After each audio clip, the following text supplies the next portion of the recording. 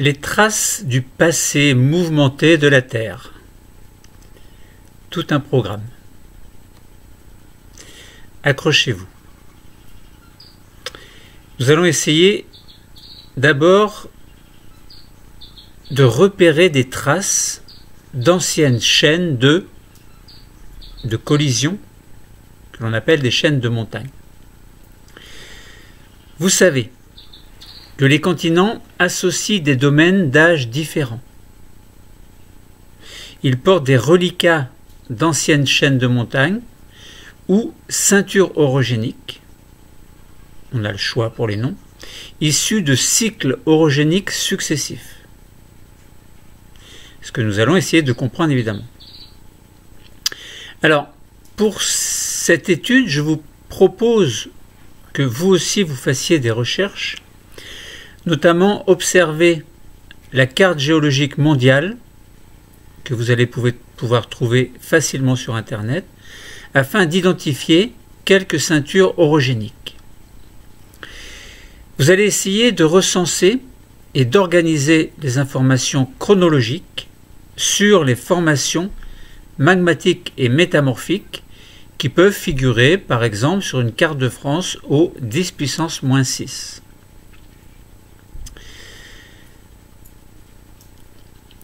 Dans cette première partie du cours, concernant donc ces traces du passé mouvementé de la Terre, et notamment les traces d'anciennes chaînes de collision, les chaînes de montagne, alors on parle de cycles orogéniques, eh bien nous allons essayer de prendre conscience de la longue histoire relative à la géologie des continents, à travers, alors ça c'est ma femme qui bricole dehors, donc désolé mais il va y avoir un peu de bruit, ça va nous mettre en mouvement, nous donner le rythme. Alors, nous allons essayer de prendre conscience de cette longue histoire géologique des continents à travers une certaine diversité. Quelle diversité à votre avis? Eh bien, la diversité des âges des roches et la présence de quoi à votre avis? Eh bien, de ceintures orogéniques qui seront plus ou moins anciennes. Essayons de comprendre cette notion de ceinture orogénique. Prenons l'exemple d'une ceinture qui est très connue.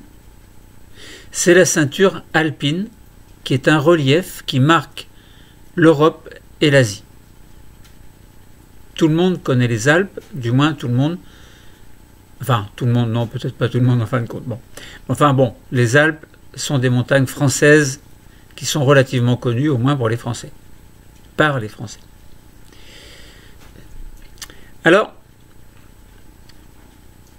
passage de la notion de chaîne de montagne à la notion de ceinture orogénique. Ça veut dire, entre guillemets, que si on parle des Alpes, on doit parler de ceinture orogénique. Est-ce que c'est bien cela? Une ceinture orogénique, c'est un ensemble de montagnes, plus exactement un ensemble de chaînes de montagnes qui vont partager une même histoire géologique. Par conséquent, si vous imaginez les Alpes et les Pyrénées, à votre avis, ou le Massif central, est-ce que ces trois montagnes ont les mêmes origines? Est-ce qu'elles ont les mêmes âges? Est-ce qu'elles sont toutes trois issues d'une même ceinture orogénique? Alors, si vous réfléchissez bien, vous allez vous apercevoir que non, la chaîne des Alpes est une ceinture orogénique spéciale, tout comme les autres le sont.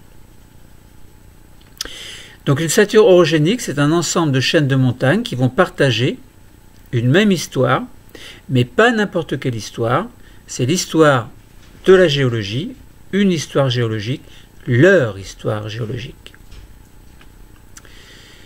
Alors, vous allez essayer de trouver un document qui va vous permettre de localiser les principales ceintures orogéniques à la surface de la Terre. Allez-y, cherchez le document. Une fois que vous avez trouvé ce document, vous le regardez, vous étudiez un petit peu, et on peut continuer l'étude en datant ces ceintures orogéniques. Donc essayez de les dater si vous arrivez à trouver un document.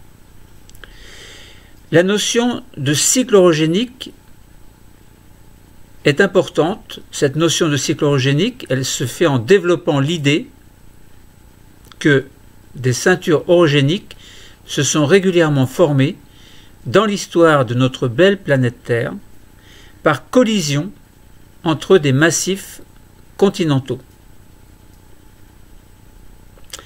Massifs continentaux.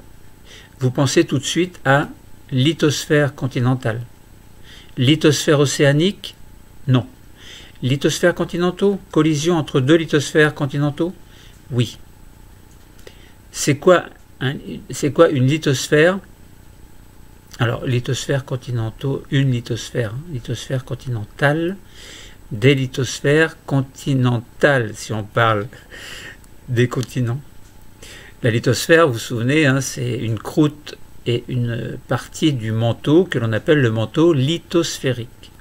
Donc dans ce contexte-là, ce sera le manteau lithosphérique continental, c'est-à-dire sous la croûte continentale, constituée essentiellement de granit, alors avec des roches évidemment qui peuvent être retravaillées, des roches métamorphiques, on peut avoir dessus des roches sédimentaires également.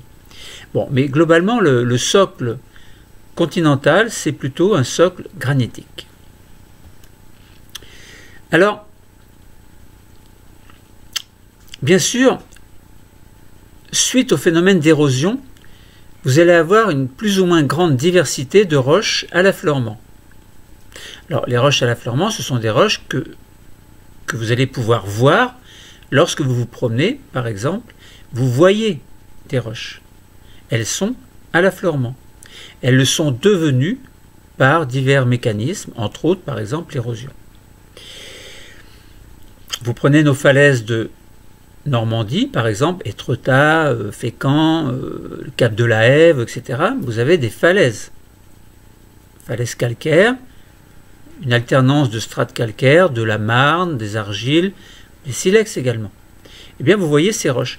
Mais ces roches, lorsque vous allez, par exemple, dans un champ, vous avez la terre, et sous la terre, vous avez la roche. Donc, ça veut dire que la terre s'est mise sur la roche. Tout comme les sédiments peuvent se mettre sur un socle granitique. Bon, vous avez compris l'allusion. Alors, cette diversité des roches à l'affleurement va nous permettre de distinguer de grands ensembles structuraux. Vous allez avoir des massifs correspondant aux montagnes, que l'on appelle des massifs montagneux, mais vous allez avoir également des bassins sédimentaires. C'est quoi un bassin sédimentaire? Eh bien, c'est un bassin sur lequel il y a eu des sédiments. Donc, c'est un bassin sédimentaire. Donc, ces ensembles structuraux sont des bassins sédimentaires et vous allez pouvoir trouver, bien entendu, des massifs montagneux. Vous pouvez zoomer sur deux zones situées dans le massif central, sur, par exemple, et rechercher sur Internet l'anticlinal de Tulle, T-U-2-L-E. Allez-y, faites la recherche dans le massif central, l'anticlinal de Tulle. Regardez, observez, essayez de comprendre. Également, vous allez aller trouver un autre document dans les Alpes, le massif des Écrins. Alors, lorsque l'on parle des Écrins, en fait, ça me fait rêver. Bon. Mais d'autres endroits dans les montagnes sont à faire rêver. Alors, vous allez trouver donc, dans le massif des Écrins, donc vous allez pouvoir relever des informations sur les structures et les formations géologiques qui vont caractériser ces orogénèses hercyniennes et alpines. Vous voyez déjà, on a la notion d'orogénèse, de deux orogénèses différentes, hercynienne, alpine. Vous allez dans le massif central, vous allez peut-être penser à orogénèse hercynienne, vous allez dans les Alpes, vous allez peut-être penser à orogénèse alpine. Donc là, déjà, vous voyez, vous avez deux notions identiques, mais qui ne se sont pas déroulées en même temps, peut-être. Bon. Alors, l'âge des ceintures orogéniques peut être estimé. Vous allez déterminer l'âge des roches continentales qu'elles recoupent. Alors, vous avez les ceintures orogéniques, vous avez des périodes également. Les périodes, eh bien, c'est le temps. Une certaine période, par exemple, si vous dites de aujourd'hui à dans un an, c'est une période. Si je vous dis de 0 à 0,25 giga année, eh bien, il y a entre 0 et 0,25 giga année, donc milliards d'années, une orogénèse alpine et une orogénèse laramide. Donc ce sont encore des ceintures orogéniques différentes par rapport à celles que l'on a vues tout à l'heure, du moins concernant l'orogénèse du Massif central. Ensuite, de 0,25 à 0,7 giga année, vous avez eu l'orogénèse hercynienne et l'orogénèse calédomienne. Donc vous voyez, tout à l'heure, on a dit orogénèse alpine, orogénèse hercynienne. Lorsque vous parlez d'orogénèse hercynienne, vous pensez peut-être à Massif central. Alors peut-être que le Massif central s'est formé après les Alpes, ou avant les Alpes. Peut-être après les Alpes. Alors vous allez me dire, mais dans le Massif central est moins haut que les Alpes, que les plus grands sommets des Alpes. Pourquoi? Alors que l'orogénèse alpine s'est formée avant et l'orogénèse hercynienne s'est formée après. Bon, à la limite, ça peut être logique. Ce qui se forme avant peut très bien être plus grand que ce qui se forme après. On est d'abord un enfant avant d'être un adulte. Bon. Alors, de 0,7 giga année à 1,7 giga année, on a l'orogénèse panafricaine et l'orogénèse granvillienne. Et de 1,7 à 4 giga année, on a l'orogénèse, on a des orogénèses très anciennes. Donc essayez maintenant de trouver une carte géologique de France qui vous permette d'identifier les structures et les formations géologiques qui caractérisent certaines ceintures orogéniques. Alors évidemment, on ne va pas toutes les étudier, hein. On étudie simplement quelques exemples. Alors, les exemples étudiés, justement, seront le massif des Écrins, donc l'orogénèse alpine, et l'anticlinal de Tulle, donc orogénèse hercynienne. Quelles sont les structures tectoniques de ces structures, de ces ceintures orogéniques? Eh bien, au niveau de l'anticlinal de Tulle, orogénèse hercynienne, il y a des failles inverses. Alors, les failles inverses s'opposent aux failles normales. Je vous invite, pour aller trouver tout seul, la définition de faille inverse et trouver un schéma.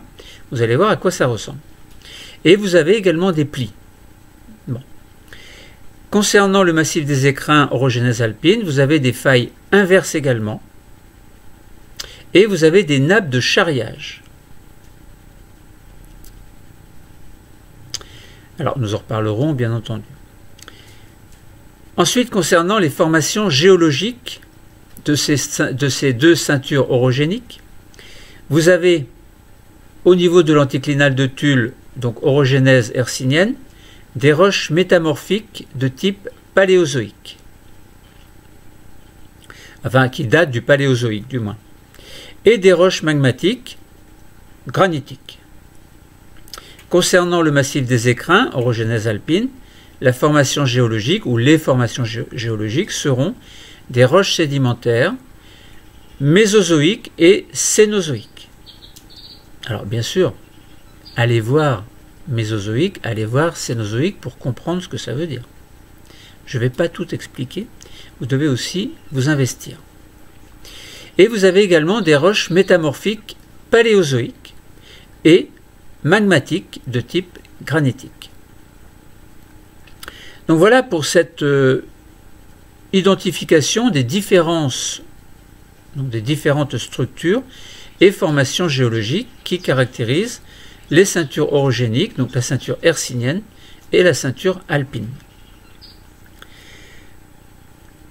Cette ceinture alpine, elle forme une balafre ou suture entre l'Eurasie au nord et des masses continentales qui sont plus petites au sud.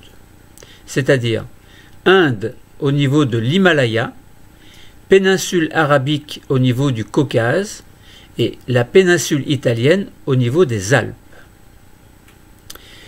La ceinture alpine, quant à elle, résulte d'une convergence entre des blocs continentaux et le bloc eurasiatique, qui a abouti à leur collision.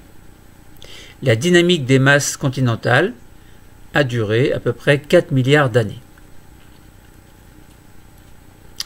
Alors, est-ce que l'on peut partir à la recherche d'océans disparus? Puisque lorsque l'on dit on a des masses continentales qui entrent en collision, on pense que entre les deux, il pouvait y avoir éventuellement une dorsale océanique, oui, mais une lithosphère océanique. Alors, si on pense collision continentale, et si on pense dorsale océanique et lithosphère océanique, vous savez qu'au niveau de la dorsale, au niveau du rift de la dorsale, qui est globalement la partie centrale, eh bien vous avez production de lithosphère océanique qui va de part et d'autre, donc se diriger d'un côté et de l'autre évidemment. Donc ça veut dire que à droite vous avez une lithosphère océanique, à gauche vous avez une lithosphère océanique, et au bout de ces lithosphères océaniques vous avez des masses continentales. Donc vous allez imaginer que ces deux masses continentales vont s'affronter. S'affronter. Eh bien, ça veut dire qu'il doit y avoir une disparition de la lithosphère océanique. Comment c'est possible? Alors ça veut dire que les océans ont disparu. À la recherche des océans disparus. Les ophiolites, vous allez voir, vont nous y aider. Les ophiolites, c'est quoi? Eh bien, ce sont des roches, simplement, de la lithosphère océanique. Vous vous souvenez?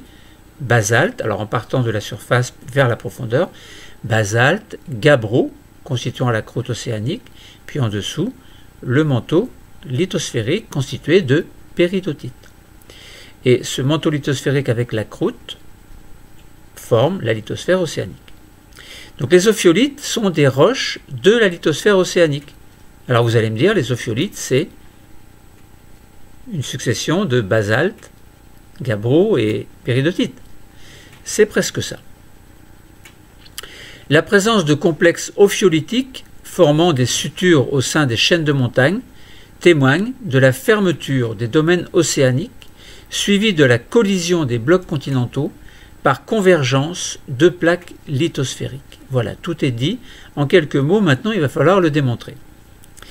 Je vous propose, pour que vous ayez certaines capacités, je vous propose de recenser, d'extraire et d'organiser des données de terrain ou cartographiques pour argumenter sur l'origine océanique d'un complexe ophiolitique à partir de données pétrographiques. Vous vous souvenez, la pétrographie, c'est l'étude des roches, et des données minéralogiques.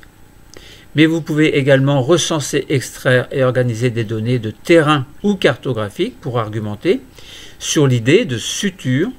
Donc vous pouvez avoir des données cartographiques, par exemple les Alpes ou l'Himalaya.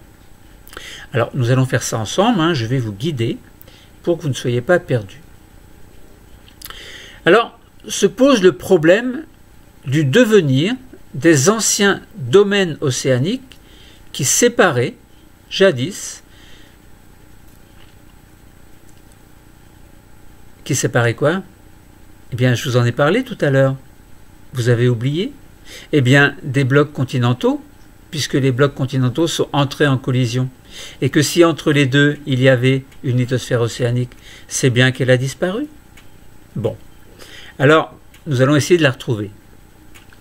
Les ophiolites nous ont donné des indices. Alors, nous allons rechercher les indices de ces océans disparus au niveau des chaînes de montagnes. Eh bien oui, parce que s'il y a eu une collision entre deux massifs continentaux, et si entre les deux il y avait la lithosphère océanique, elle est bien quelque part. Rien ne se perd. Tout se crée, mais rien ne se perd. Alors, peut-être qu'elle peut disparaître d'une autre façon, de telle façon qu'on ne puisse pas la retrouver. Bon. Donc nous allons rechercher les indices de ces océans disparus au niveau des chaînes de montagnes en remobilisant des acquis que vous avez eus antérieurement, notamment dans les classes inférieures. Donc la formation de la lithosphère océanique et la subduction, vous connaissez, puisqu'on l'a déjà étudié dans d'autres cours. Une série ophiolitique classique que vous retrouvez dans le massif du Chenaillet. Où se trouve le massif du Chenaillet? Je vous donne un indice. Soit c'est dans le massif central, soit c'est dans les Pyrénées, soit c'est dans les Alpes. Dans les Alpes, eh bien, vous avez raison. Alors, la série ophiolitique du massif du Chenaillet correspond à une superposition du bas vers le sommet de quelle roche? Quelle roche? Péridotite. Ben oui, parce que tout à l'heure, on était parti du sommet pour aller vers la base, et là, on part de la base pour aller vers le sommet. Donc, on commence donc par le manteau lithosphérique. Donc, manteau lithosphérique, c'est quoi la roche? C'est la péridotite. Ensuite, on passe à la croûte océanique. C'est quoi la roche qui est sous le basalte? C'est le gabbro. Donc, on aura donc des péridotites, des gabbros et des basaltes dans la série ophiolitique du massif du Chenaillet. Donc, certains basaltes, d'ailleurs, au sommet, vont former des pilolavas. Ce sont des oreillers. Alors, non pas pour dormir, mais c'est le nom qui est donné aux basaltes qui ont pris lors de l'effusion de la lave suite à l'activité volcanique des dorsales océaniques. Eh bien, il y a eu des formes qui ont été prises, que l'on appelle des pilolavas, formes d'oreillers en fait. Donc, cette série ophiolitique est une série de références qui permet de définir de manière tout à fait évidente la notion d'ophiolite. Et si vous retrouvez péridotite, gabbro, basalte dans les chaînes de montagne, prises entre deux massifs, entre deux masses, si vous voulez, ça veut bien dire qu'il y avait autrefois un océan et que sous cet océan, il y avait bien la lithosphère océanique qui s'est retrouvée piégée dans les chaînes de montagne, notamment dans les Alpes, puisqu'on parle de massif du Chenaillet. Alors il existe des massifs, enfin des séries ophiolitiques dans d'autres endroits. Il n'y a pas que le massif du Chenaillet. Alors, l'identification des ophiolites permet de dire, de certifier que ce sont des fragments de lithosphère océanique. Alors, essayez de localiser les ophiolites au sein des Alpes. Pour ça, vous faites des recherches sur Internet et vous allez trouver facilement les séries ophiolitiques au sein des Alpes qui sont en position de suture entre les deux masses continentales dont la collision a formé cette fameuse chaîne de montagnes, c'est-à-dire les Alpes. Alors, vous connaissez la réponse évidemment, mais que fait un morceau de lithosphère océanique à 2000 mètres d'altitude? Vous avez compris que cette lithosphère océanique a été entraînée vers les hauteurs suite à la collision continentale. Bon. Les ophiolites sont un lambeau d'une ancienne lithosphère océanique, ça vous l'avez compris, séparant originellement les deux masses continentales et prises en sandwich entre elles lors de la collision continentale. Donc les collisions évidemment ne se font pas brusquement, ça se fait sur des millions d'années. Bon. Mais petit à petit, la collision se fait. Les deux masses continentales se rapprochent et lorsqu'il y a contact entre les deux masses continentales, quelquefois, eh bien, un morceau de lithosphère océanique se trouve emporté vers les hauteurs et non pas enfoui vers les profondeurs. Vous voyez? Donc là, on sait bien que dans les zones de subduction, la lithosphère océanique s'enfonce et de plus en plus.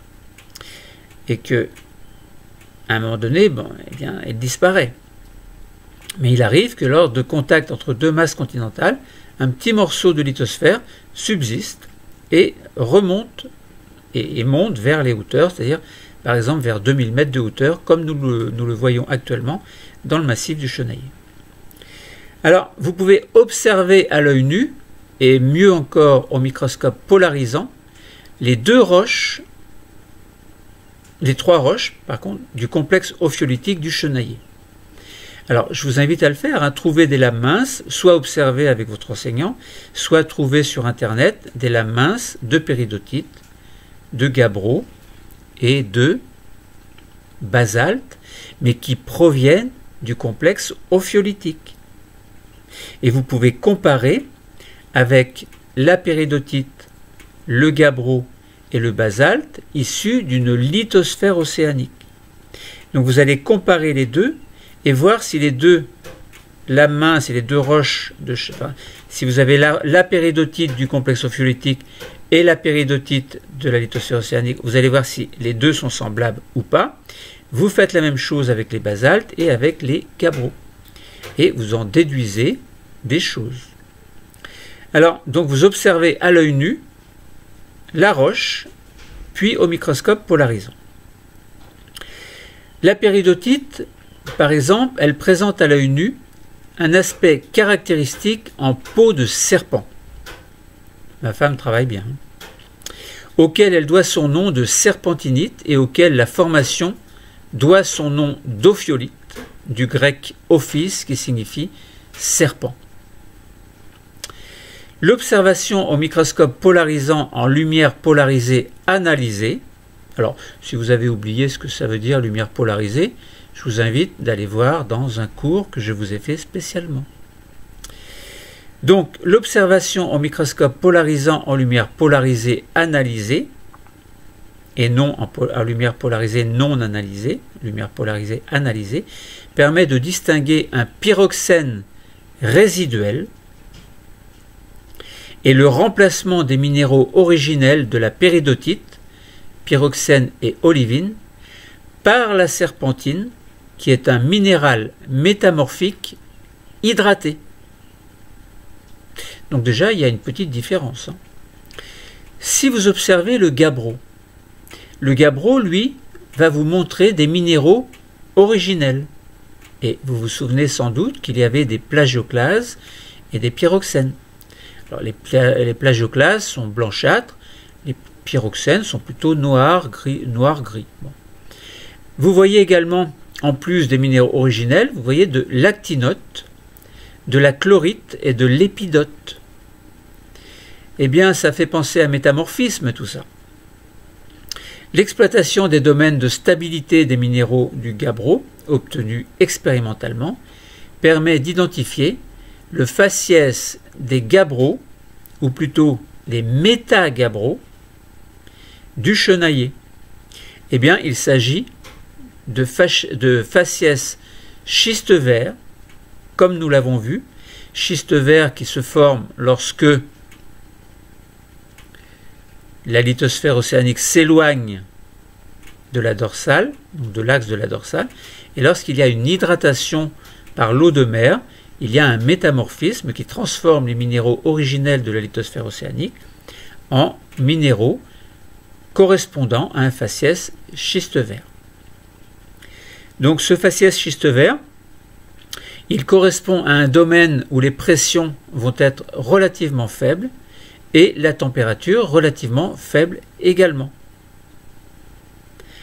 Alors, le métamorphisme du gabbro de dorsale en métagabbro, ça veut dire lorsque l'on transforme ce gabbro en métagabbro, faciès schiste vert, s'accompagne d'une hydratation.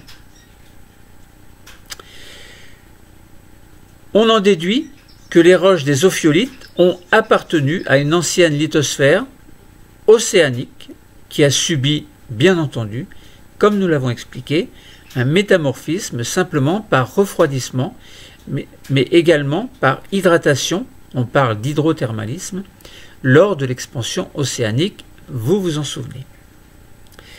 Alors, donc vous avez identifié la série Alors nous l'avons fait ensemble, nous avons identifié la série de roches constituant les ophiolites.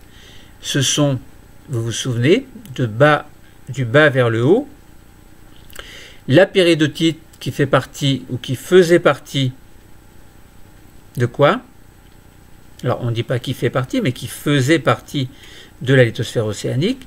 En partant du bas, donc on a la péridotite qui faisait partie du manteau lithosphérique océanique. Au-dessus, vous avez la croûte constituée de gabbro et de basalte. Et vous retrouvez ces trois types de roches dans le massif ophiolitique du Chenaillier. Donc, ceci comme une caractéristique d'une lithosphère océanique, puisque dans la lithosphère océanique, on retrouve bien péridotite, gabbro et basalte également. Et si vous retrouvez péridotite, gabbro et basalte à 2000 mètres de hauteur dans les montagnes, vous n'êtes absolument pas dans un océan, vous êtes en hauteur. Donc ça veut dire que ces ophiolites ont été transportés vers le haut, lors de la collision continentale.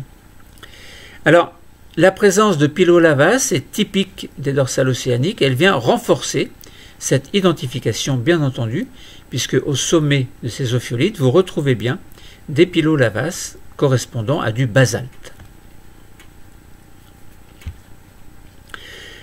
Alors, le refroidissement subi par la lithosphère océanique doit être argumenté à partir de l'étude des gabbros du Chenaillier, dont la composition minéralogique, alors on avait vu qu'il y avait de l'actinote et de la chlorite, et bien c'est caractéristique des métagabbros de faciès, schisteux. Alors je vous donne un indice, soit c'est éclogite, soit c'est bleu, soit c'est vert. Eh bien vous avez raison, c'est métagabbros, faciès, schiste vert, dans un domaine basse température et basse pression. Donc, alors formé bien entendu à partir du gabbro de dorsale initialement à plus de 700 degrés Celsius. Alors, l'hydratation subie par les roches peut être argumentée par ce que nous avons expliqué tout à l'heure, c'est-à-dire la serpentinisation des péridotites. Alors attention, la serpentine est associée à péridotite et non pas à gabbro ou à basalte. C'est-à-dire, donc, serpentinisation des péridotites, c'est-à-dire un métamorphisme par remplacement du pyroxène et de l'olivine par la serpentine qui, elle, est un minéral, mais qui est hydraté. C'est la différence. Alors, elle peut également être argumentée par l'étude des réactions métamorphiques qui ont accompagné la transformation du gabbro en une roche que l'on appelle le métagabbro à faciès schiste vert, nécessitant bien entendu la présence de l'eau. Alors, sur une carte géologique que vous allez pouvoir trouver, vous pouvez constater la position des ophiolites à la frontière d'anciennes plaques tectoniques et séparant les deux masses continentales qui sont entrées en collision. Vous pouvez interpréter donc la présence de complexes ophiolitiques comme un lambeau d'une ancienne lithosphère océanique, et nous l'avons expliqué tout à l'heure, qui a été pris en sandwich entre les masses continentales lors d'affrontements d'une force incroyable qu'on ne peut même pas imaginer, d'autant plus que ces forces se font petit à petit, et donc pris en sandwich, donc un morceau de lithosphère océanique pris en sandwich entre deux masses continentales, et ceci permet d'en faire un repère de la suture entre les blocs continentaux. Donc ça veut dire que vous avez deux blocs continentaux séparés par un complexe ophiolitique, et bien ça veut dire que vous avez la limite entre les deux massifs, entre les deux masses continentales. Bon. Donc vous voyez que concernant ces ophiolites, il y a eu un passé où il y a eu beaucoup de choses qui se sont produites, un passé tumultueux qui s'est fait en douceur, mais en force également, et de manière inexorable. Et l'émergence de ces ophiolites résulte bien de certains phénomènes de subduction, mais également de phénomènes que l'on appelle obduction, qui sont suivis d'une exhumation. C'est un peu triste de parler comme ça. Concernant vos capacités, vous devez savoir établir les corrélations entre la composition minéralogique d'une roche et les différentes conditions de pression et de température déterminées par les contextes de subduction. Alors, les ophiolites, on n'arrête pas d'en parler. Ce sont des fragments d'une ancienne lithosphère océanique, on le sait bien ça, actuellement en position de suture entre les chaînes de montagnes, c'est-à-dire entre deux masses continentales. Eh bien, nous allons essayer de découvrir les mécanismes qui ont précédé le positionnement de ces complexes ophiolitiques au cours de la collision entre ces deux masses continentales. Alors, il y a un modèle de la mise en place des ophiolites de Bou Azer au Maroc. Intéressant. Lors de l'orogénèse panafricaine, par un autre mécanisme que vous ne connaissez pas tellement, que l'on appelle l'obduction de lithosphère océanique par-dessus la marge continentale avant la collision. Alors vous allez dire, c'est quoi cette obduction?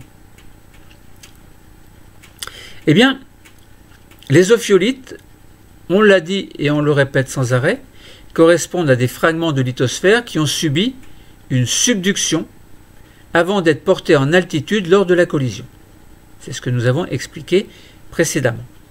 Alors, quelquefois, eh bien, on appelle cela des métaophiolites. Ces ophiolites sont appelés métaophiolites, quelquefois. Si vous faites, et vous allez trouver une coupe du mont Viso dans les Alpes italiennes. Allez-y, cherchez une coupe du mont Viso, V-I-S-O, dans les Alpes italiennes. Eh bien, si vous avez bien étudié cette coupe du mont Viso, vous allez vous apercevoir qu'elle présente un complexe ophiolitique formé d'écailles le long de failles.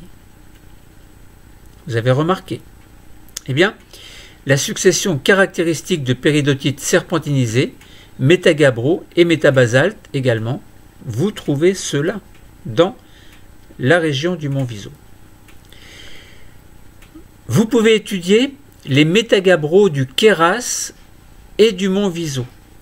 Alors, cherchez sur Internet les métagabbros de Queyras et les métagabbros du mont Viso, et vous allez pouvoir argumenter l'affirmation concernant la subduction passée de ces roches. C'est-à-dire que ces roches ont subi une subduction. C'est normal. Bon. Si on parle d'ophiolite, on parle de lithosphère océanique. On y pense en tout cas. Bon. Donc ça veut dire que vous allez comparer deux métagabbros, métagabbro de Queyras et métagabbro du mont Viso. Appelons le métagabbro du Queyras le numéro 1 et métagabbro du mont Viso le numéro 2.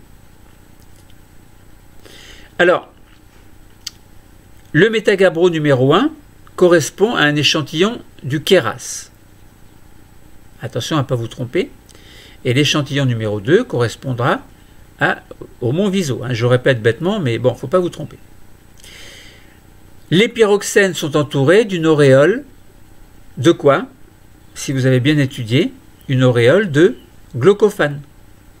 Donc le métagabbro correspondant à un échantillon du Queyras a des pyroxènes entourés d'une auréole de glaucophane. Pour le métagabbro numéro 2, vous allez apercevoir des grenats qui sont bien visibles en plus à l'œil nu. Alors si vous avez la chance d'avoir la roche, c'est formidable. Comme au microscope polarisant associé à une autre minérale que l'on appelle comment? L'ombacite. Omphacite plutôt. O-M-P-H-A-C-I-T-E, dont nous avons déjà parlé dans d'autres cours, lorsque l'on a étudié certains métamorphismes. Donc, à partir de la composition minéralogique, vous allez pouvoir identifier les faciès de ces métagabbros et le domaine de stabilité de leur association en minéraux, c'est-à-dire de leur association minéralogique. Alors, nous allons comparer dans un tableau le métagabbro numéro 1, le métagabbro numéro 2, concernant la minéralogie, le faciès et le domaine de stabilité. Commençons par le métagabbro numéro 1 et concernant la minéralogie, c'est-à-dire les minéraux. Vous trouvez des plagioclases, des pyroxènes et glaucophane. Pour la minéralogie du métagabbro numéro 2, vous trouvez des pyroxènes, dont omphacite, et vous trouvez des grenats. Donc vous voyez, ce ne sont pas tout à fait les mêmes minéraux hein, dans les deux métagabbros. Concernant maintenant le faciès, le métagabbro numéro 1 correspond au faciès schiste bleu. Donc le kéras, enfin le métagabbro du kéras, métagabbro dans l'ophiolite du kéras, correspond à un faciès schiste bleu. Faciès schiste bleu, donc qui est situé entre le faciès éclogite plus en profondeur et le faciès schiste vert plus en surface. Donc il est entre les deux. Quant au métagabbro numéro 2, il correspond à un faciès éclogite. Donc ça veut dire indirectement quoi? Eh bien, comme le faciès éclogite est plus en profondeur que le faciès schiste bleu, ça veut dire quoi? Mais ça veut dire que le mont Viso a été plus enfoui vers la profondeur lorsqu'il y avait encore la lithosphère océanique que le métagabbro, que le kéras en tout cas, que la lithosphère océanique correspondant au kéras. Alors maintenant, toujours concernant ces métagabbros 1 et 2, comparons les domaines de stabilité. Eh bien, pour le gabbro numéro 1, pour le métagabbro numéro 1, gabbro lorsqu'il n'y a pas eu de métamorphisme et métagabbro lorsqu'il y a eu un métamorphisme. Alors, domaine de stabilité, eh bien, basse température, inférieure à 400 degrés, et moyenne pression de 0,5 à 1,5 gigapascal. Concernant le métagabbro numéro 2, donc correspondant au mont Viso, eh bien, vous avez un domaine de stabilité basse température, entre 200 et 500 degrés, et une haute pression supérieure à 1 gigapascal.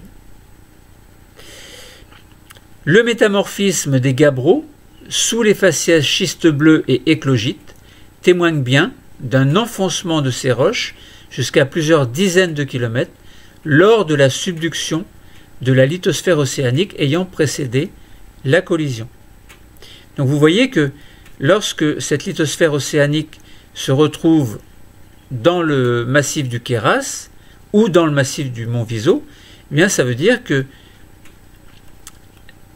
la lithosphère océanique du Kéras a moins évolué vers les profondeurs que le mont Viso, que la lithosphère océanique correspondant au mont Viso. Bon, on retrouve les deux hein, dans les massifs de chaînes de montagnes. Alors, donc, nous avons pu comparer des phénomènes qui ont permis de former les deux ophiolites. Dans les deux cas, les ophiolites ont été portés en altitude, donc en haut des chaînes de montagnes, alors pas forcément en haut, hein, mais en tout cas vers les hauteurs, et en position de suture lors d'une collision continentale, mais les phénomènes précédant cette collision sont différents. Donc dans les deux cas, on a bien eu une lithosphère océanique qui a été portée vers les hauteurs suite à la collision continentale, mais c'est ce qui a précédé cette collision, c'est différent dans les deux cas. Concernant les ophiolites de Bouazer, ils proviennent d'une obduction, c'est-à-dire du charriage de lithosphère océanique par-dessus la lithosphère continentale. Alors, ce n'est pas commun, évidemment, puisque la lithosphère océanique est plus dense que la lithosphère continentale. Alors, donc ça veut dire que il y a eu un charriage de lithosphère océanique par-dessus la lithosphère continentale concernant les ophiolites de Bouazer qui proviennent d'une obduction, alors que les ophiolites du mont Viso proviennent d'une lithosphère océanique qui a subi une subduction, c'est-à-dire un enfoncement de la lithosphère océanique dans la sténosphère, bien entendu sous la lithosphère continentale. Donc vous voyez, les mécanismes sont différents entre obduction et subduction. Les roches constituant les ophiolites du mont Viso ont subi une subduction avant d'être portées en altitude lors de la collision continentale. Ça, vous l'avez bien compris. Les arguments, eh bien, sont d'ordre minéralogique. Vous avez vu que le métagabbro numéro 1 contenait du glaucophane qui correspond au faciès schiste bleu, qui s'est formé dans un domaine de faible température. Alors on avait dit moins 400 degrés et une pression relativement élevée, pas trop, en tout cas entre 0,5 et 1,5 gigapascal, alors que le métagabbro numéro 2, donc du mont Viso, possédait des grenats. Qui dit grenat dit faciès éclogite. Donc ce grenat correspond bien au faciès éclogite qui se forme dans un domaine de relative basse température. Alors on avait dit entre 100 et 500 degrés Celsius et une forte pression, une relative forte pression, en tout cas supérieure à 1 gigapascal. La formation de ces métagabbros à partir de gabbros faciaschistes verts, comme ceux du chenailler par exemple, s'effectue par augmentation importante de pression et moins importante de la température. Comme s'il y avait... Donc la pression augmente, mais la température augmente moins. Bon. Lors de l'enfoncement de la lithosphère océanique, bien entendu, par subduction. Donc ces conditions de pression et de température du métamorphisme suivent le géotherme, bien entendu, des zones de subduction, comme nous l'avons vu dans un autre cours. Alors, s'il y a eu collision continentale, s'il y a eu formation d'ophiolite, enfin élévation d'ophiolite vers les hauteurs, on a eu des fragmentations. Il faut bien qu'il y ait eu à un moment donné fragmentation continentale et formation de rifts. Et si nous parlions de rifts et de fragmentation continentale, alors on peut parler de rifts au niveau des dorsales océaniques, mais on parle de rifts également au niveau des continents. Rifts continentaux. Les deux rifts sont différents, leurs mécanismes, puisqu'il y a sans doute des mécanismes qui se passent dans ces endroits, eh bien les mécanismes sont différents également. Les stades initiaux de la fragmentation continentale correspondent aux rifts continentaux. C'est ce que nous allons essayer de comprendre ensemble. Concernant vos capacités, vous devez être capable de recenser, d'organiser et d'exploiter des données, par exemple sismiques, tectoniques ou sédimentaires, ou les trois, relatives à un rift continental, par exemple le rift des Afars. Ah, rift des Afars. L'origine de l'homme, tout un programme. Alors, vous avez découvert comment certaines ceintures orogéniques témoignent du regroupement de masses continentales suite à la fermeture de domaines océaniques, puis à la collision. Ça, vous l'aviez bien compris. Eh bien, nous allons aborder le mécanisme de fragmentation d'une masse continentale, cette fois-ci, par l'étude d'un exemple de rift actuel, le rift d'Assal, en Afrique de l'Est. Alors, Afrique de l'Est, Lucie, etc.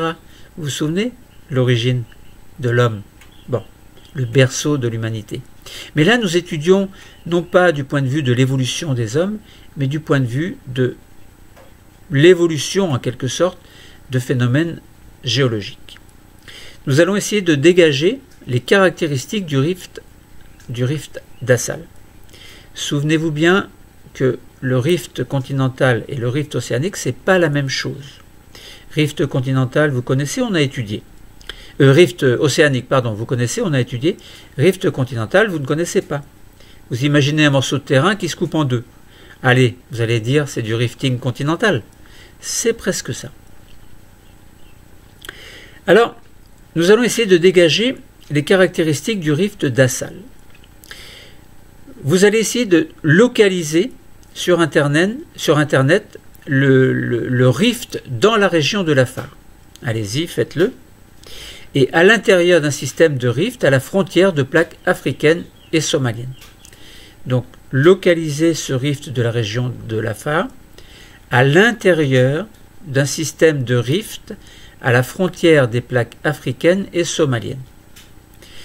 Et alors, lorsque vous avez trouvé, vous regardez, vous étudiez un petit peu, vous allez vous apercevoir qu'il y a un effondrement le long d'une faille normale. Allez voir ce que signifie faille normale. Nous en avons déjà parlé. Donc, effondrement d'une faille normale en contrebas duquel on retrouve des coulées basaltiques récentes et des dépôts évaporitiques de sel. Mystérieux, non? Essayez de repérer le parallélisme des failles normales, le volcanisme axial basaltique, donc que l'on trouve au milieu. Essayez de localiser les dépôts évaporitiques en fond de rift et la tectonique en distension. Là, vous êtes bien, non pas dans une zone de convergence, mais dans une zone de divergence continentale, avec au milieu le rift continental.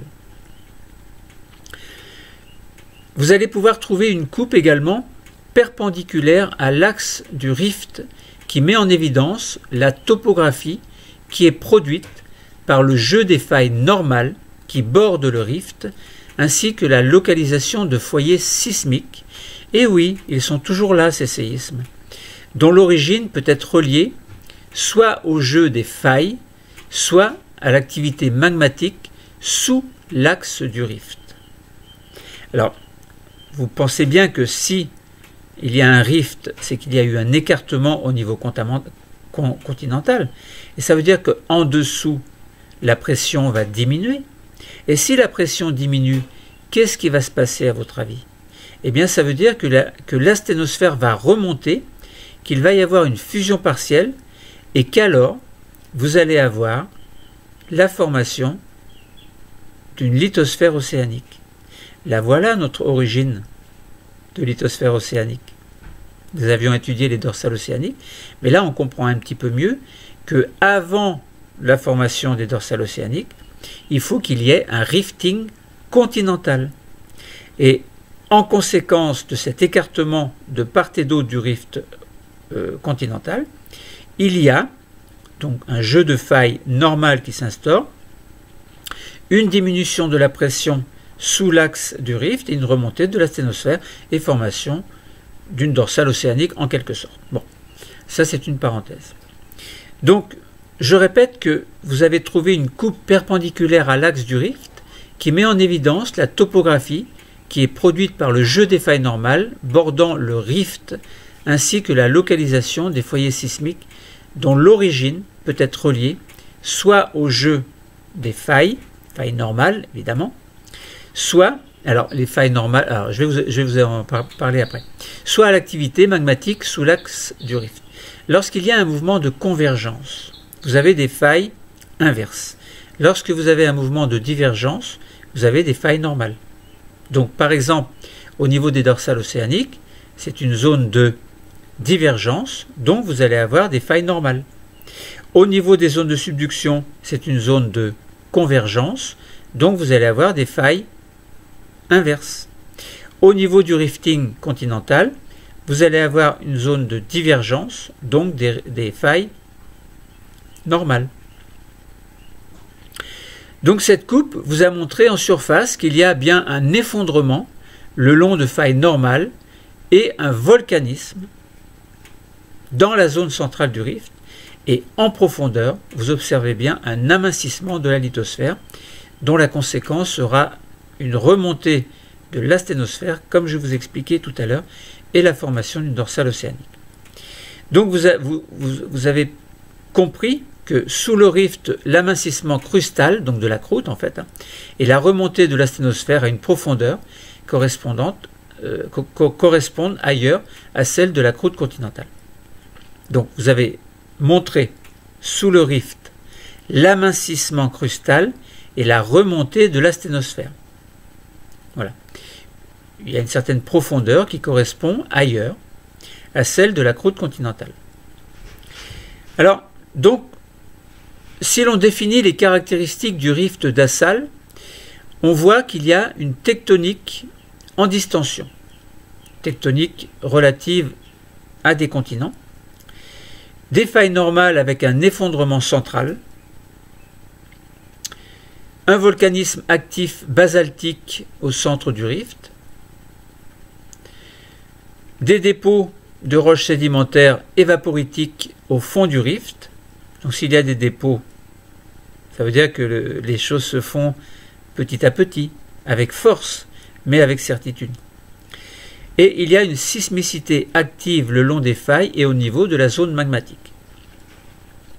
Le rift de Lafare donc se trouve en régime tectonique distensif, donc ça veut dire écartement en fait, divergence, entraînant un amincissement de la lithosphère continentale. Vous vous souvenez, amincissement, différence de pression, remontée de la sténosphère. Ce régime tectonique en distension provoque un amincissement de la lithosphère qui s'accompagne en surface d'une fracturation de la croûte continentale le long de failles normales, parallèles, ce qui forme un fossé d'effondrement ou rift continental. L'amincissement lithosphérique est également à l'origine du magmatisme responsable de l'activité volcanique au centre du rift. Tout doucement, cette activité va se mettre en place. Et l'activité sismique, elle, est la conséquence du jeu des failles normales, mais aussi de l'activité magmatique. Parce que le magma, venant de la sténosphère, va remonter. Et par endroits, il y a une percée qui provoque un volcanisme de type basaltique, effusif de type basaltique. Et lorsque l'activité, au bout de millions d'années, sera beaucoup plus intensifiée, tous ces petits volcans, entre guillemets, de type basaltique vont se rejoindre pour former la dorsale océanique, donc sur une très grande longueur. La faible épaisseur d'eau va envahir les zones basses et c'est à l'origine, en climat chaud et sec, d'une sédimentation évaporitique. Donc ça veut dire que les sédiments type évaporitique se forment parce que de l'eau a envahi ces zones qui se trouvent sous le niveau de l'eau, en fin de compte. Et l'eau, il faut bien qu'elle s'infiltre à l'intérieur de ce qui s'effondre. Donc ces relations de causalité peuvent être présentées sous forme d'un schéma que vous allez pouvoir construire. Donc il y a toujours une cause, et à cette cause, il y a un effet. Plaçons-nous dans un contexte géodynamique en divergence. Alors, et plaçons-nous de deux façons, essayons de voir les choses de deux façons différentes. D'abord, la tectonique en extension étant une cause. Quel est l'effet? Eh bien, l'effet sera des failles normales. Lorsqu'il y a des failles normales qui deviennent à leur tour une cause, l'effet sera un rift ou fossé d'effondrement qui va se former. Eh bien, ce rift ou fossé d'effondrement devient une cause et l'effet sera une sédimentation évaporitique au fond du rift. Lorsque vous avez le rift ou fossé d'effondrement qui se forme, vous avez en parallèle, donc ça c'est une cause, et vous avez en parallèle, ensuite l'effet, ce sera une activité sismique. Maintenant, deuxième façon dans ce contexte géodynamique de voir les choses, c'est l'amincissement de la lithosphère, qui est la cause, et l'effet sera le magmatisme. Le magmatisme à son tour devient la cause, et l'effet sera une activité volcanique dans l'axe du rift, qui devient une cause, et l'activité type effet sera une activité sismique. Donc voilà quelques caractéristiques des rifts continentaux qui s'expliquent par leur contexte géodynamique. Alors, dans ce rifting, de ce fait-là, vous avez des marges que l'on appelle des marges passives. Les marges sont d'abord passives, puis elles vont s'écarter de part et d'autre de l'axe du rift continental, et il va y avoir bien entendu une arrivée massive d'eau qui va provoquer ce que l'on appelle une océanisation.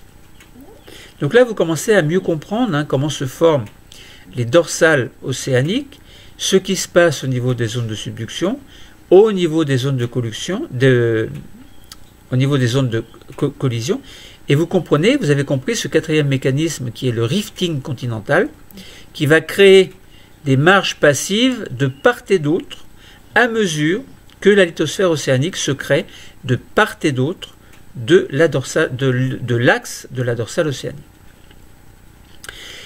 Des marges passives vont border un océan qui porte des marques de distension. Donc nous avions parlé de failles normales. Nous allons voir qu'il y a des blocs basculés également, qui témoignent de la fragmentation initiale avant l'accrétion océanique. Vous devez être capable de recenser, d'organiser et d'exploiter des données sismiques, tectoniques sédimentaires également, relatives à des marges passives divergentes. Alors, nous allons étudier la structure d'une marge passive, celle du golfe du Lion. Vous allez trouver une carte correspondant à cette marge passive, donc le golfe du Lion, qui va vous permettre de localiser géographiquement cette marge passive, et puis cette marge passive, et vous allez trouver une coupe également, et vous allez présenter cet ensemble dans son, cet ensemble va être présenté dans son contexte qui est plutôt géodynamique, contexte géodynamique de transition en tout cas, entre un domaine continental et un domaine océanique. Donc ça veut dire quoi? Bien, ça veut dire que cette marge passive, elle est située entre un continent et un océan. Alors, pas vraiment, c'est pas vraiment vrai. Entre un continent, entre une lithosphère continentale, oui. Et lorsque l'on dit entre, de l'autre côté c'est l'océan, vous avez la lithosphère continentale, la marge passive qui est au bord, et ensuite vous vous dirigez vers l'océan. Mais en fait, la marge passive est située entre la lithosphère, enfin une lithosphère continentale en tout cas, et une lithosphère océanique. C'est normal. Bon. Et cette marge passive, elle provient de l'éloignement à partir d'un rifting continental. Bon. Donc ça veut dire que vous avez pu localiser géographiquement cette marge passive, et donc dans son contexte géodynamique, c'est une transition entre un domaine continental et un domaine océanique. Il y a des discontinuités qui peuvent être mises en évidence par la sismique réflexion et qui sont interprétées comme des failles normales ou bien également comme des discontinuités lithologiques dont l'interprétation est rendue possible par l'étude de vitesse des ondes sismiques pour les roches des croûtes continentales, alors le granit évidemment, ou bien océaniques, par exemple le basalte, ou bien des roches du manteau, par exemple la péridotite. La structure d'une marge passive révèle donc une zone de transition entre un domaine continental, donc une lithosphère continentale, et un domaine océanique, donc une lithosphère océanique, avec un amincissement progressif de la croûte continentale par un système de failles normales. L'ensemble est recouvert évidemment, puisque les choses se passent sur des millions d'années, par des sédiments, pour certains qui se sont accumulés en contrebas des failles normales. On parle alors de sédiments synriftes, et pour d'autres, recouvrant l'ensemble de la marge, on parle de sédiments post-rift. Vous pouvez trouver un document également correspondant à un forage, donc qui est une technique plus directe d'étude de la superposition des roches au sein de la marge passive. Alors trouvez ce forage, un exemple de forage si vous le souhaitez. Donc ce forage permet de montrer, donc de dégager en tout cas, les caractéristiques correspondant aux sédiments de la marge passive. Au-dessus du socle continental, vous allez retrouver des sédiments de type, d'âge oligocène, de milieu continental. Alors ce sont des conglomérats, des évaporites de type anhydrite. Ces roches ayant déjà été vues dans un contexte de rifting continental, eh bien vous pouvez les interpréter du moins comme contemporaines de la fragmentation continentale correspondant à la sédimentation Saint-Rift. Au-dessus, bien entendu, vous allez trouver une succession de dépôts. Alors, pas bien entendu, mais vous allez trouver une succession de dépôts qui sont plus ou moins argileux, plus ou moins calcaires, également des dépôts sableux qui vont témoigner d'une sédimentation en milieu marin lors de l'ouverture du domaine océanique, et alors vous parlez de sédimentation post-rift. Vous pouvez dégager également la formation des marges passives par fragmentation d'une croûte continentale, et on parle bien de rifting continental, suivi de l'ouverture d'un domaine océanique, c'est-à-dire d'une expansion océanique, puisque l'eau évidemment va en profiter pour s'infiltrer là où c'est plus bas. Or, lorsqu'il y a un amincissement de la croûte continentale, on a bien un engouffrement entre guillemets de l'eau dans les zones qui sont plus basses. Donc formation de blocs basculés le long de failles normales, courbes, que l'on appelle des failles dites lystriques. Ça veut dire qui ont une forme un peu curviligne entre guillemets.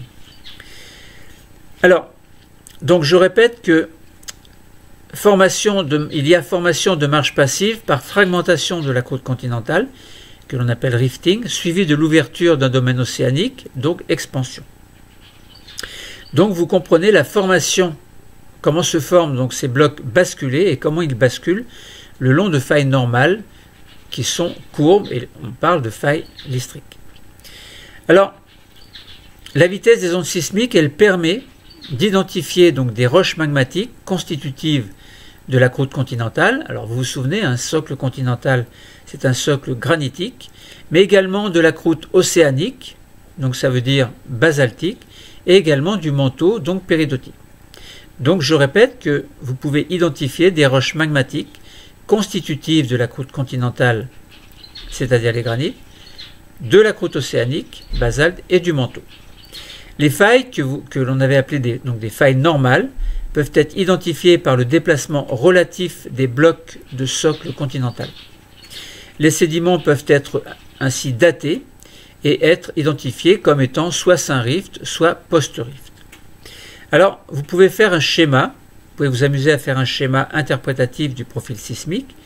Alors, vous avez bien sûr, on peut partir du nord-ouest pour aller vers le sud-est. Et la profondeur, vous pouvez aller jusqu'à 15 km à peu près, si vous placez vos deux axes vers la profondeur. Vous délimitez un domaine continental d'un domaine océanique. Alors, domaine continental au nord-ouest et domaine océanique au nord-est. Donc, domaine océanique, vous avez donc la mer. Et dans le domaine continental, au fond, vous avez les sédiments Saint-Rift. Également des conglomérats en dessous de type conglomérat et anhydrite. Donc il y a de toute façon donc des sédiments qui se forment. Donc du côté du domaine continental, vous avez bien entendu des failles normales et vous avez en dessous le socle de la croûte continentale de type granitique. Alors vous avez du côté du domaine océanique bien entendu des sédiments post-rift de type d'âge miocène à actuel. Et vous avez en dessous, vous avez un socle de la croûte océanique de type basaltique et avec des gabbros. Autrement dit, en dessous, vous avez le manteau supérieur, évidemment, qui correspond à de la péridotite. Vous avez repéré également le socle de la croûte continentale de type granitique dont nous avons parlé. Donc vous pouvez repérer les sédiments et vous pouvez repérer également la vitesse des ondes P en kilomètres par seconde. Alors au niveau du socle de la croûte continentale, donc granitique, vous avez des roches dont la vitesse est de 5,9 à 6,2 à peu près. Dans la partie péridotitique, vous avez donc des vitesses d'ondes sismiques qui peuvent aller au-delà de 8. Et dans le socle de la croûte océanique, basalte et gabbro, vous avez des ondes qui peuvent aller à la vitesse de 6,7 à 6,9. Bon, vous pouvez vous amuser à faire ce schéma interprétatif. Nous, maintenant, nous allons comparer les deux structures, donc deux structures qui révèlent des points communs et des différences. Alors, quelles sont ces structures? Eh bien, on a des structures tectoniques, soit rift continental, soit marge passive. Alors, l'une découle de l'autre, évidemment, puisque à partir du rift continental, et par éloignement des deux demi-moitiés continentales, on obtient au bout d'un certain nombre de millions d'années une marge passive, évidemment. La marge passive étant la moitié d'un rift continental en quelque sorte. Alors, quelles sont les structures tectoniques du rift continental et de la marge passive? Eh bien, ce sont des failles normales, dans les deux cas. Quelles sont les caractéristiques sédimentaires? Eh bien, il y a des sédiments continentaux Saint-Rift de type conglomérat et évaporite dans les deux cas. Maintenant, quelle est l'activité sismique? Eh bien, uniquement au niveau du rift continental, vous avez une importante activité sismique qui est liée notamment au mouvement des failles normales. Mais il n'y a pas d'activité sismique, ou alors très faible, au niveau de la marge passive. Il ne se passe rien. Et c'est d'ailleurs pour ça qu'on l'appelle passive. Donc l'activité sismique est très faible ou absente parce que les failles ne sont plus actives, alors qu'elles l'étaient lorsque cette marche passive était plus proche du rift continental. Concernant l'activité volcanique, vous avez compris qu'au niveau du rift continental, il y a une importante activité volcanique de type basaltique à destinée dorsale océanique. Et au niveau de la marche passive, il n'y a pas d'activité volcanique. Donc ça veut dire que là où il y a des marches passives, les choses sont tranquilles. La marche passive correspond donc à la moitié d'un ancien rift continental, désormais inactif et séparé de l'autre moitié par l'ouverture d'un domaine océanique. On peut reconstituer deux grandes étapes de la formation de cette marche passive. Alors à l'époque, à la période oligocène, c'est-à-dire entre moins 34 et 23 millions d'années, il y a eu ce que l'on appelle une fragmentation continentale par formation d'un rift avec effondrement le long de failles normales actives et dépôts de sédiments continentaux sans rift qui remplissent les bassins sédimentaires dissymétriques, c'est-à-dire de conglomérats et d'évaporites en fait. Donc ce sont les sédiments continentaux sans rift. À l'époque miocène à aujourd'hui, ensuite, c'est-à-dire de 23 millions d'années à aujourd'hui, eh bien, il y a eu une expansion océanique qui a séparé les deux moitiés de l'ancien rift et recouvert des blocs basculés par dépôt de sédiments marins post-rift argileux.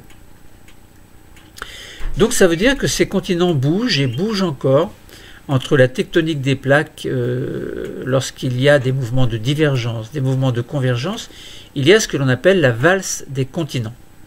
Ça veut dire quoi?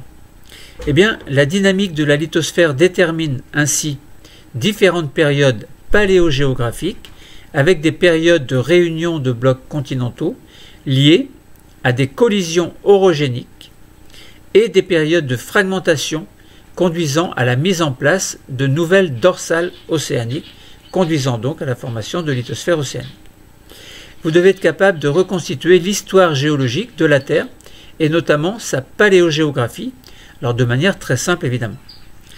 Donc nous allons essayer de mobiliser les différents mécanismes que nous avons étudiés pour les replacer dans une reconstitution que l'on appelle paléogéographique et correspondant à l'histoire de notre belle planète bleue, afin de dégager cette notion de cycle orogénique. Alors on se limite, pour ne pas compliquer les choses, aux deux derniers 230 millions d'années, correspondant à une période pour laquelle les données paléogéographiques sont les plus complètes et les mieux connues. Alors peut-être pas les mieux connues, mais en tout cas les plus complètes et peut-être les plus sûres également. Ces reconstitutions permettent de révéler l'existence d'un supercontinent regroupant l'ensemble des masses continentales il y a à peu près 230 millions d'années, et ce supercontinent est appelé la Pangée. Qui n'a pas entendu parler de la Pangée? L'ouverture du domaine océanique nord-atlantique s'est faite il y a 164 millions d'années, puis sud-atlantique participe ainsi, donc cette ouverture du domaine océanique nord-atlantique puis sud-atlantique, participe à la dislocation de la Pangée, donc à la fragmentation en plaques tectoniques. Entre l'Afrique et l'Europe, on peut observer l'ouverture d'un océan alpin, suivi de sa subduction et de la déformation et de la formation plutôt de la chaîne alpine. Une observation sous un autre angle permettrait de suivre le déplacement de la masse continentale indienne et la formation de l'Himalaya, ce que je vous invite par exemple à étudier pour vous détendre. Pour des périodes plus reculées, entre moins 600 et moins 300 millions d'années, bien que les reconstitutions soient plus hypothétiques, elles permettent de suivre un cycle continental complet entre deux périodes de regroupement des masses continentales, les supercontinents Pannotia, il y a moins 600 millions d'années, et Pangée, il y a moins 300 millions d'années. Au début du Paléozoïque, c'est-à-dire il y a moins 540 millions d'années, la dislocation de Pannotia par formation de domaines océaniques entraîne la séparation de 3 masses continentales: Siberia, Laurentia, Baltica. C'est joli, non?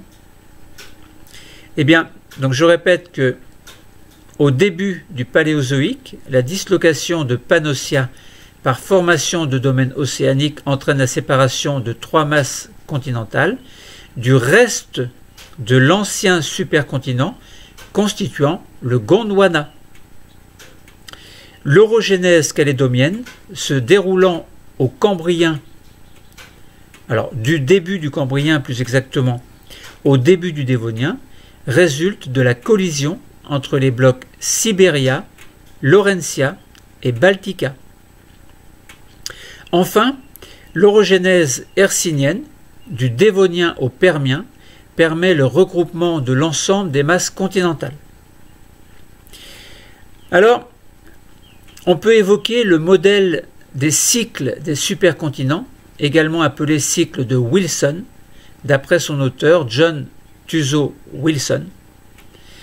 Si les différents cycles assez hypothétiques ne sont pas, ou sont plutôt assez compliqués à comprendre, pas trop quand même, ils permettent tout de même de comprendre qu'il y a une alternance de périodes de réunion des blocs continentaux qui sont liées à des collisions orogéniques et des périodes de fragmentation conduisant à la mise en place de nouvelles dorsales.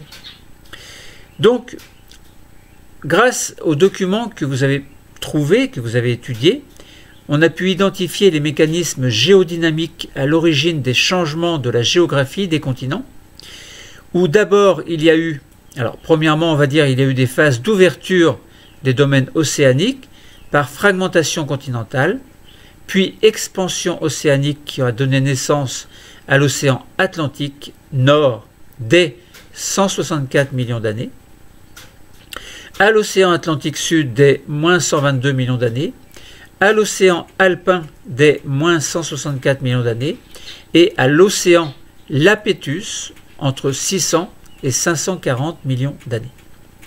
Deuxièmement, phase de regroupement des masses continentales par collision responsable de l'orogénèse calédonienne entre 540 et 420 millions d'années, de l'orogénèse hercynienne entre 420 et 300 millions d'années, et de l'orogénèse alpine depuis 37 millions d'années. Alors, un cycle complet de Wilson entre deux périodes de regroupement de l'ensemble des masses continentales, il y a donc les supercontinents Pannotia et Pangée, ou Pangea.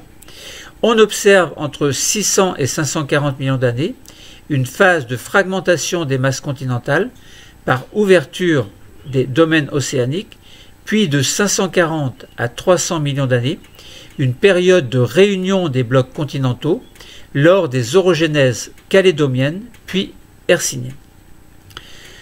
Alors, lorsque l'on a parlé de valse des continents, lorsque l'on a parlé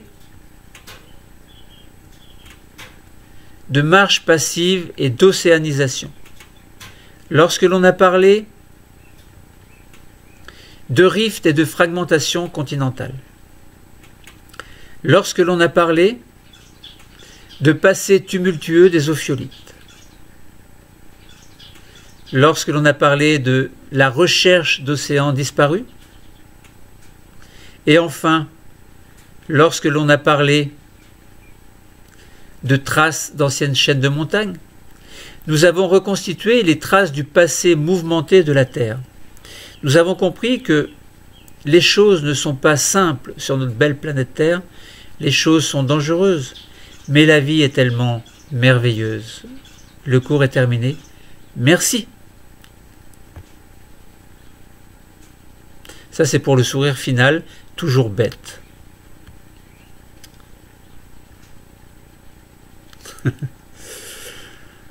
Bon, eh bien, mes amis, nous avons bien travaillé. Vous pouvez aller maintenant vous reposer ou apprendre vos leçons. Le cours est terminé. Merci. Bon, ça c'est pour la photo finale. Hein. Toujours, ça me fait toujours rire ces photos finales. Bon. Waouh.